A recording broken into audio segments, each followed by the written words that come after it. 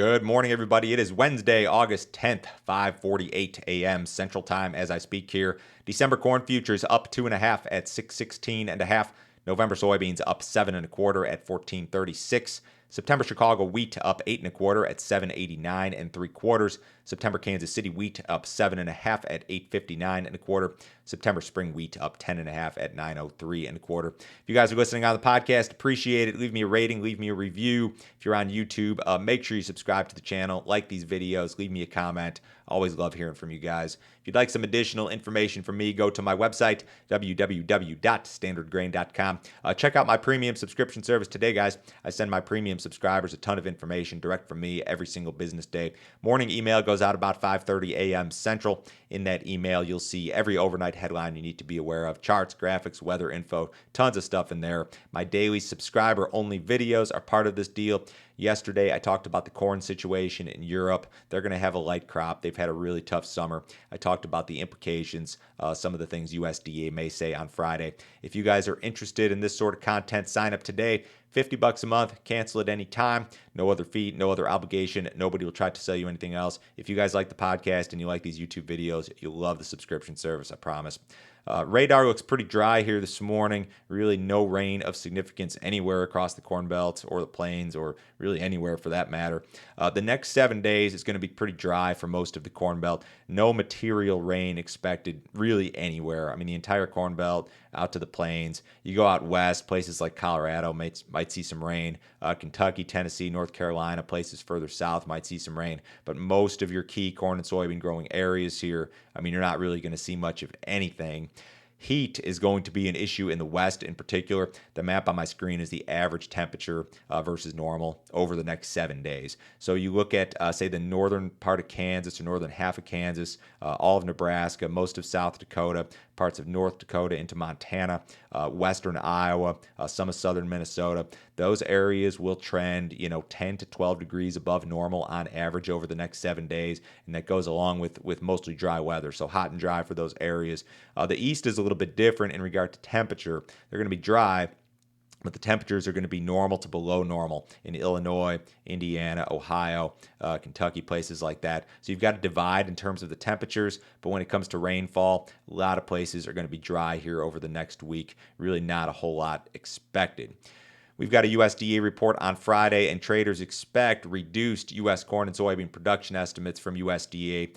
The average trade guess for the U.S. corn yield is 175.9, and that would be down from 177 even in July. This is according to a Reuters poll of analysts. The lowest estimate was 173.2. The highest was 177.6 among those analysts that were polled. The soybean yield is expected at 51.1, which would be down from 51.5 last month. So we're looking for some marginally lighter numbers, not any big cuts expected.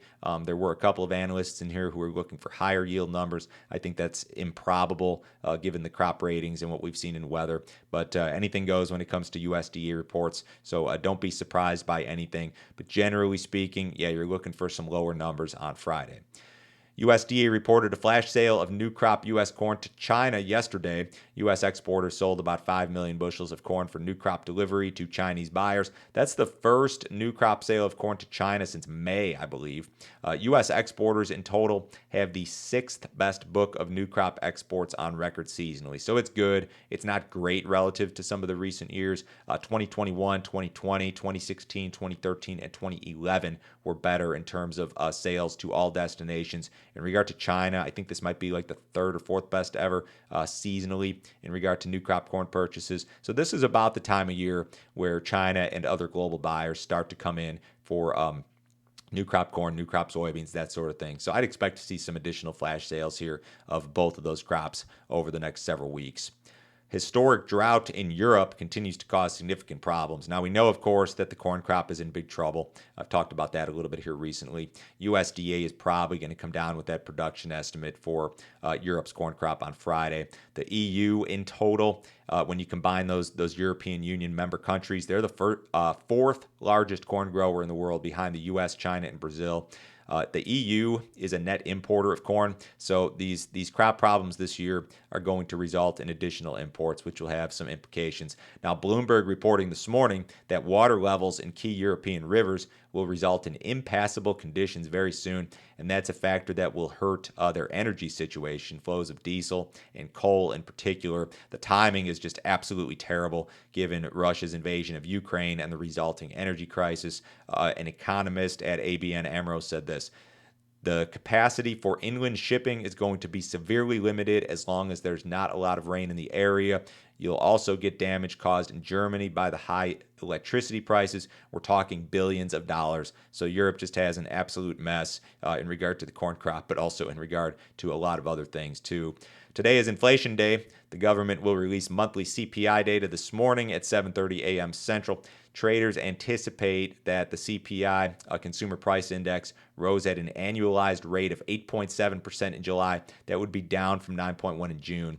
Declining gasoline prices are one of the big factors leading analysts to believe that a slightly lower year-over-year print is forthcoming. The chief economist at Jefferies was quoted in the Wall Street Journal, had a good quote here.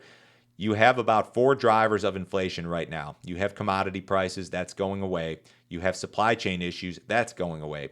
But you're still left with housing and the labor market, and that's going to show up in services inflation. So I think in some sectors here, and definitely right about commodity prices, which have come down drastically, not just the grain markets from their highs, but you look at energies, same deal. But yeah, housing, labor, that sort of thing, still an issue. So you should see a lower number today, but we've been surprised here to the upside in terms of the inflation prints the last couple go-arounds. We'll see what happens here today.